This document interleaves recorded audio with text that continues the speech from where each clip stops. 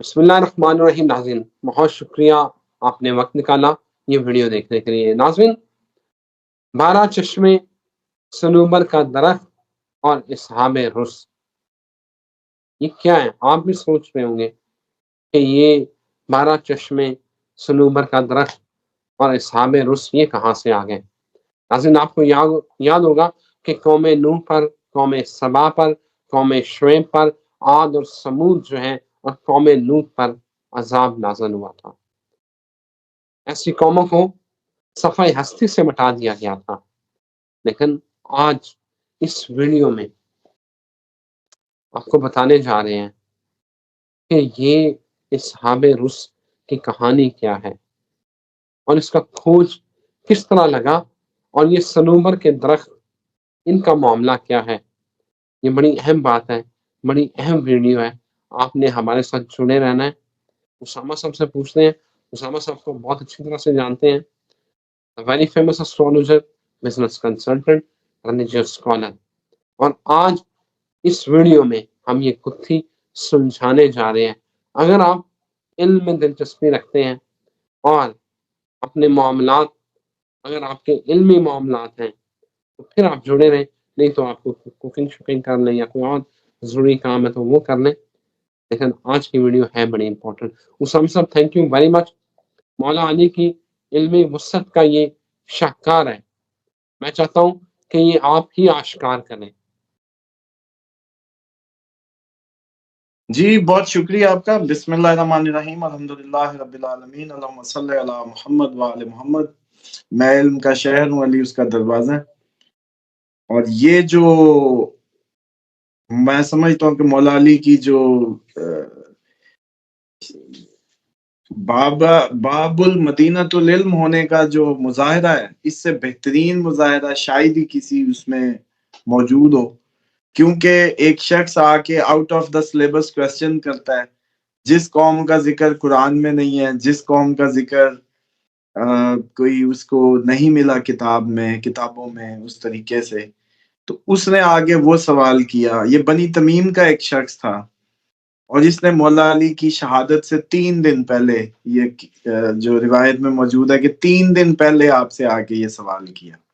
اور آپ نے بھی کہا کہ اچھا تم نے وہ سوال اس شخص سے پوچھا ہے جو واحد شخص تھا اس متعلق جاننے والا. اور ہمارے اپنے سینے کی طرف اشارہ کر کے فرمایا کہ اس میں تو علم کا ایک خزانہ ہے، اس کو حاصل کرنے والے بہت کم لوگ ہیں، مگر ان قریب وہ نادم ہوں گے جب ہم کو نہ پائیں گے. ساتھ ہی اپنے جانے کا وقت کا بھی اسی روایت میں بتا دیا. اور یہ آپ کی شہادت سے 3 دن پہلے کی روایت ہے، مولا علی کی شہادت سے جب ان کو ضربت لگائی گئی.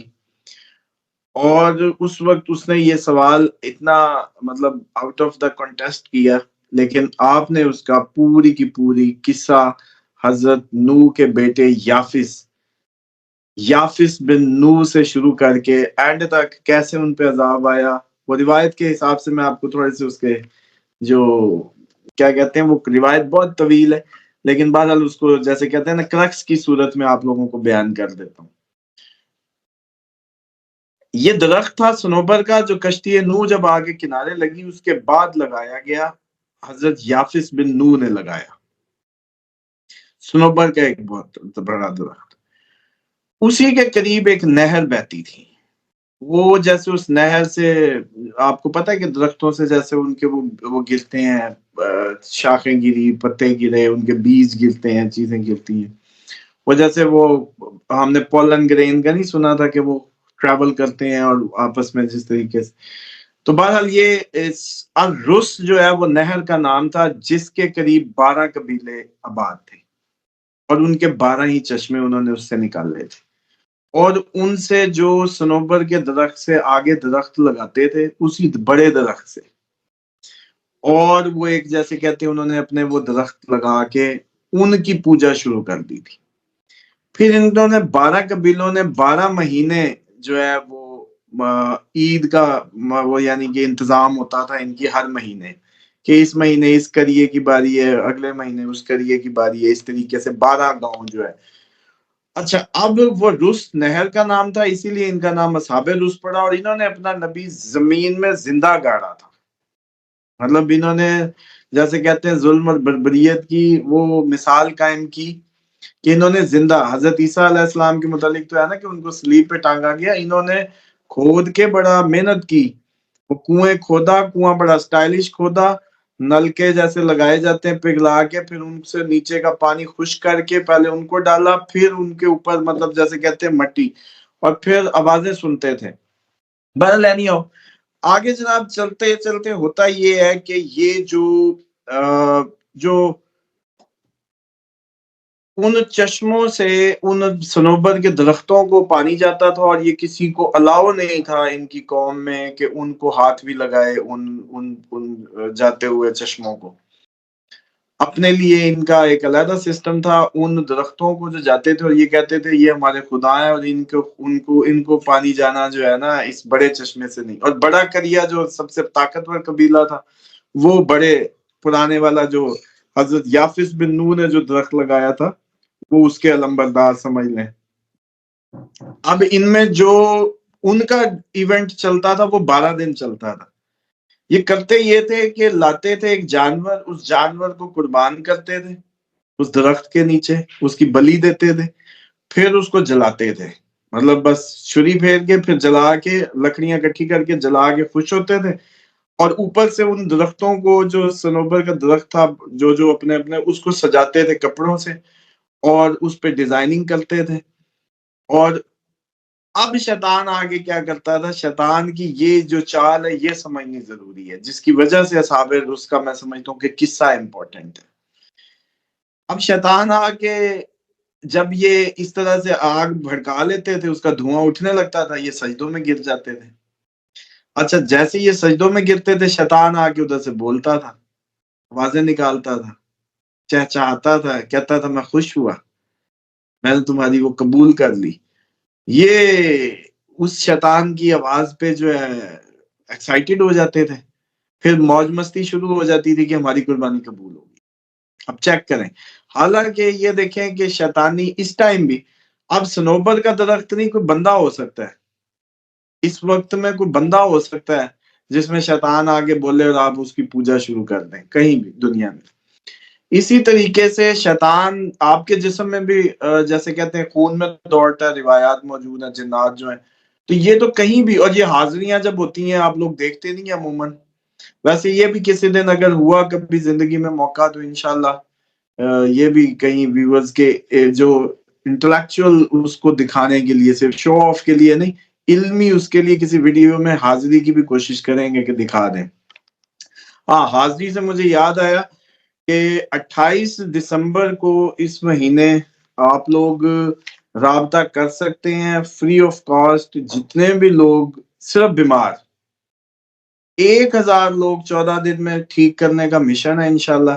آپ لوگ اسی نمبر پہ اپنا نمبر بھیجیں، اس پہ اپنی 250 کا گروپ بنے گا، 14 دن میں انشاءاللہ مکمل شفا ہوگی، جو مرضی ہے آپ کو۔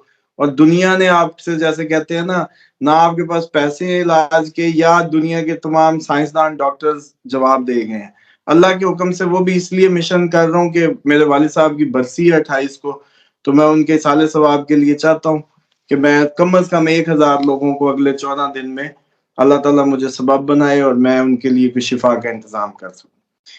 اچھا جی، اس کے بعد یہ جو سلسلہ ہے جی، یہ بڑھتا چلا گیا۔ انہوں نے ہر مہینے اپنے اپنے ان کے 12 ہی مہینے اور 12 ہی ایونٹ اور 12 ہی قبیلے اور 12 ہی چشمے۔ اب انہوں نے یہ کام پکڑ لیا کہ جو 12واں جو بگیسٹ ایونٹ ہوتا تھا اس میں 12 دن لگاتے تھے، 12 بلیاں دیتے تھے اور 12 دن تک یہ لگے رہتے تھے۔ پھر ایک وقت آیا کہ ان کے لیے اللہ تعالیٰ نے حضرت یعقوب علیہ السلام کی نسل سے ایک نبی بھیجے۔ روایات میں جو اس روایت میں وہ تو یہودا کے متعلق ہے جو مولا علی نے بتایا، لیکن آپ کو پتا ہے کہ ڈیفرنٹ باقی کہیں یہودا کے متعلق نہیں ملتا، لیکن اس روایت میں وہ یہودا کی نسل، حضرت یعقوب کے یہودا کی نسل سے وہ نبی آیا۔ ان کو انہوں نے آ کے کوشش کی کہ دین کی طرف آئیں، لیکن ظاہری بات ہے ان کے تو دماغ پہ وہ جو خناس تھا وہ اس پہ سر چڑھ کے بولتا تھا، اور آوازیں آتی اندر بندوں کے دیکھ لیں تو کہاں، مطلب آپ لوگ دیکھیں کہ وہ اس وقت کا دور۔ تو پھر ہوتا یہ ہے کہ یہ اس نبی کو کہتے ہیں کہ یہ تو ہمیں ایک وحدہ لا شریک کی طرف بلاتا ہے، اور یہ ہمارے خدا تو اس سے ناراض ہو جائیں گے، اور اس سے جو ہے اب پیچھا چھڑایا جائے۔ اسی اسنا میں جب نبی جو تھے اس اصحاب رس کے لیے جو بھیجے گئے، وہ اللہ تعالیٰ سے بد دعا کرتے ہیں، کہتے ہیں کہ یا اللہ میں نے اتنی محنت کر رہا ہوں، کوئی بھی میری اس میں نہیں آ رہا، تو ان کے یہ درخت سکھا دے جو ان کے منہ بولے خدا ہے، تو اپنی شان مجھے دکھا۔ یہ ویسے ہی ہے جیسے حضرت ابراہیم علیہ السلام نے کہا تھا نا کہ اپنی تسکین قلب کی خاطر یہ پرندہ میں زندہ کر کے مجھے دکھا۔ یہ ویسے ہی تھا کہ انہوں نے بھی کہہ دیا کہ یہ درخت سوکھ جائیں جو ان کے خدا بنے ہوئے ہیں۔ ٹھیک اسی دعا کا نتیجہ ہوا کہ ان کے درخت سوکھ گئے۔ اب اس قوم کو اس میں دو گروہ بن گئے، ایک نے کہا کہ یہ اس لیے سوکھے ہیں کہ ہمارے خدا ناراض ہو گئے ہیں کہ یہ ہمیں سارا دن ہمیں برا بھلا کہتا تھا اور ہمارے مقابلے میں کسی کو لاتا تھا، اس لیے ہم ناراض ہو کے سوکھ گئے ہیں۔ دوسروں نے کہا نہیں، یہ اس نے کوئی جادو یا سیب یا اس طرح کا سہارا لیا ہے کیونکہ ہم نے اس کی بات نہیں مانی، اور اس سحر کے ذریعے یہ الزام بڑا لگتا رہا ہے، جن زدہ جادو زدہ یہ تمام قوموں نے لگایا، اور اس پہ کسی دن بات کریں گے نعوذ باللہ من ذالک۔ یہ اس وقت ہماری امت بھی اسی عقیدے کی کافی وہ جیسے کہتے ہیں نا عادی ہے، جب سورۃ ناس اور فلق پڑھتے ہیں تو نعوذ باللہ من ذالک اپنے ہی نبی پہ جادو کا گمان کر کے پڑھتے ہیں، جو کہ انتہائی غلط اپروچ ہے۔ نہ صورت بولتی ہے کچھ ایسا، نہ کوئی آیت میں کہیں ذکر ہے اس کا، یہ صرف وہی ہے راویوں کے سلسلے اور وہ جیسے کہتے ہیں نا تفسیروں کے معاملے۔ تو ویسے جب ان سے بات کی جائے نا کسی کریٹیکل ایونٹ کی، تو یہ کہتے ہیں روایتیں ہیں، تاریخ ہے، وہ تاریخوں میں تو اونچ نیچ ہوتی ہے۔ تو بھائی صاحب ادھر بھی ابن کثیر نے تو سورۃ کوثر پہ جا کے ذرا کھول کے دیکھیں، 21 روایتیں بیان کی ہیں سورۃ کوثر کے لیے، اور ہر روایت الگ ہے صرف سورۃ کوثر کے لیے۔ یہ ایک علمی بات ہے کیونکہ یہ محفل علمی لوگوں کی ہے، کیونکہ ان کا علم میں انٹرسٹ ہے، اس لیے وہ کہتے ہیں کہ وہ ذکر کر رہا ہوں کہ ابن کثیر کی سورۃ کوثر کی صرف تفسیر جا کے دیکھے تو اندازہ ہو۔ تو اسی طریقے سے سر پھر یہ ہوتا ہے کہ وہ خفا ہو گئے، اس کے نتیجے میں انہوں نے یہ کیا کہ ایک بہت بڑا کنواں کھودا، کنواں بھی بڑا سٹائلش سا کھودا، انہوں نے بڑی محنت کی۔ ایک تو ہوتا سیدھا سیدھا کنواں جیسے کنویں کھودتے تھے، نہیں، انہوں نے بور کے طریقے سے کیا، کنواں ایسا سٹائلش کھودا کہ وہ اوپر سے تنگ نیچے سے چوڑا پیندے والا، اس سٹائل سے کھودا گیا، اور اس کے بعد اس نبی کو اندر ڈال کے، اور پھر انہوں نے وہ جیسے کہتے ہیں نا بور در بور بڑا اس کو گہرا کر کے، اور پھر خوش ہوتے تھے کہ اس کی آوازیں آتی تھی، وہ جو بورنگ کا انہوں نے جو سسٹم بنایا، اور پھر انہوں نے سوچا کہ ہمارے خوش ہو جائیں گے جو وہ کیا دیوتا جو خوش ہو جائیں گے جن کی پرستش کرتے تھے، اور پھر یہ ہوتا ہے کہ وہ نبی اللہ تعالیٰ سے فریاد کرتے ہیں کہ یا اللہ مجھے موت دے دے، مجھے اس اذیت سے جان چھڑا۔ نبی موت مانگتا گیا، اس کی سرزمین پہ، خدا کی زمین پہ اس کا نمائندہ موت مانگتا گیا۔ آپ سوچیں ذرا، رحمت خداوندی وہاں جوش میں آتی ہے سر، اور پھر تاریخ میں وہ ہوا جو کبھی نہیں سوچا یا سنا اتنا۔ یہ اس لیے میں نے آپ سے ذکر بھی کیا کہ ایک تو مولا علی کی علمی فراست کا مظاہرہ ہو جائے گا، جیسے ذکر ان کا ذکر ہی جیسے کہتے ہیں ذکر اہل بیت ہوگا، اور دوسرا یہ تھا کہ اس میں جو عجیب بات تھی کہ پھر زمین تپی انگارے کی طرح، زمین تپنے لگی، اور اوپر بادل آ گئے، سرخ پہلے آندھی آئی، سرخ بادل آئے، اور اس کے بعد وہ بادل جو ہیں وہ انگارے برسانے لگے، اور یہ دنیا کی وہ قوم ہے کہ جو پھر پگھلنے کے عذاب سے مری۔ یہ آج تک نہیں آپ لوگوں نے سنا ہوگا کہ پگھل گئے، زمین بھی انگارے کی طرح تپی، اوپر سے بادل جو آئے انہوں نے بھی آگ برسائی، انگارے برسائے، یعنی کہ وہ ہاٹ واٹر ہی کہہ لو۔ ہم تو اب اپنی اگر سوچے سائنٹیفک اس سے کہ جی اگر بارش بھی تھی، نیچے پہلے زمین گرم ہوئی ہوگی، تو بخارات تو سورج لے کے آتا ہے نا، ایویپوریشن جو عمل ہے وہ سورج کرتا ہے، سیک سے ہی کرتا ہے نا، لیکن اگر نیچے سے ہی ابال دو تو پھر بھی ایویپوریشن تو ہوگی، اور وہ ایویپوریشن شاید پھر اس کیپیسٹی کی تھی کہ وہ ہاٹیسٹ اس میں اوپر تھی، اور پھر اس کو گرم اوپر سے نیچے یہ لوگ پگھل گئے۔ اور یہ وہ اصحاب روز تھے جن پہ پگھلنے والا عذاب آیا، اور انگاروں اور اس طرح جیسے تانبا پگھلتا ہے، روایت میں موجود ہے۔ تو یہ ہے کہ جب خدا کے سسٹم کے خلاف آپ لوگ بہت منہ زور ہو جاتے ہیں تو سر جی میں نے کہا تھا نا، بندہ ایک بھی اللہ کا ہو میٹر کرتا ہے اس کو، وہ 100 200 1000 1,00,000 نہیں دیکھتا، تو بندہ ایک بھی میٹر کرتا ہے۔ اسی لیے کہتے ہیں کہ ایک بندہ بھی ہوا تو بچ جاتے ہیں۔ جیسے عموماً یہ آپ لوگوں کے ہم سنتے ہیں جی داتا صاحب کی نگری ہے، داتا صاحب کی وجہ سے کیسے بھاگ لگے ہوئے لاہور کو، ٹھیک ہے جی۔ اسی طرح کا جہاں جہاں کوئی بڑی ہستیاں بی بی پاک دامن موجود ہیں، کوئی اور جیسے کلندر شہباز، جتنی ڈفرینٹ اولیاء اللہ اجمیر شریف سے لے کے جہاں جہاں بھی، اور بھی میں سمجھتا ہوں جہاں بھی کوئی اللہ کے بندے پڑھیں میٹر کرتا ہے، اور اگر کوئی زندہ ہے، زندہ، وہ تو بہت ہی میٹر کرتا ہے۔ تو اس لیے یہ جو جیسے کہتے ہیں نا کہ وہ ایک بندہ بھی میٹر کرتا ہے، اور ایک ہی نبی انہوں نے مارا تھا، اور یہ پگھلنے والا عذاب جو ہے وہ، تو مجھے تھا کہ یہ ایک تو مولا علی کی شان میں جیسے کہتے ہیں کہ ایک وہ تھوڑی سی ہماری کنٹریبیوشن ہوگی، اور اس لیے لوگوں کو بھی چاہیے ذکر اہل بیت سمجھ کے اس کو میکسیمم لائک شیئر بھی کریں، اور کیونکہ یہ لوگوں کو پتہ نہیں ہے، اس بارے میں کبھی ڈسکس نہیں ہوا، اس عذاب کے متعلق جانتے نہیں ہیں۔ Thank you very much Osama صاحب، میں بھی نہیں جانتا تھا، میرے لیے ایک نئی چیز تھی، میرے علم میں اضافہ ہوا ہے۔ امید ہے دیکھنے والوں نے بھی انجوائے کیا ہوگا۔ ناظرین اجازت دیں، پھر حاضر ہوں گے۔ خدا حافظ۔